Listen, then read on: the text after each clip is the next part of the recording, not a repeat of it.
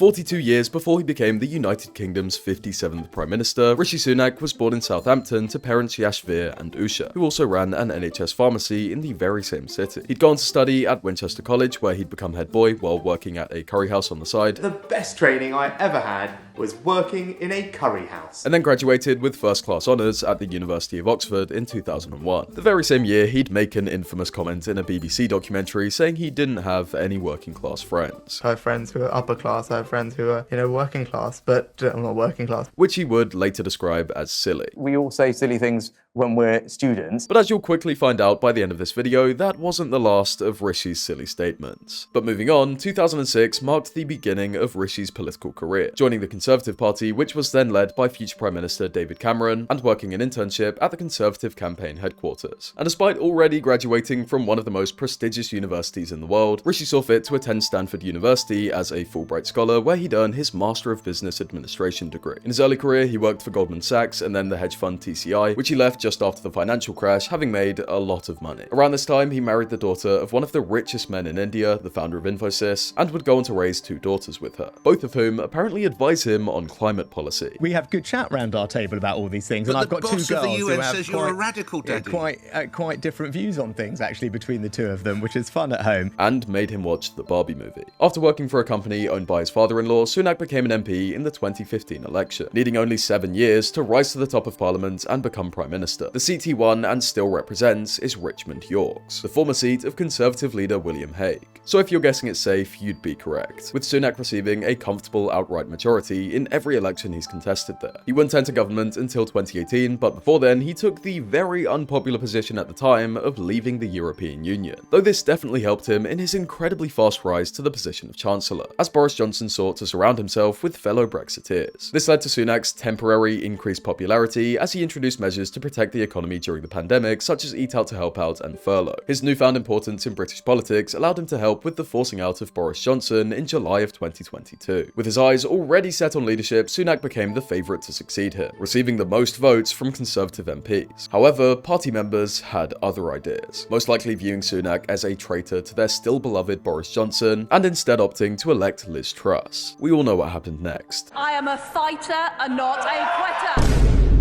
After being kicked to the backbenches by Truss, Sunak was vindicated in his warnings about her economic policy and was virtually coronated by the party into the position of Prime Minister. Attempting to restore credibility to the government, Sunak set out his 5 priorities. So let's see how he did. Halve inflation. Yes, and then some. Grow the economy.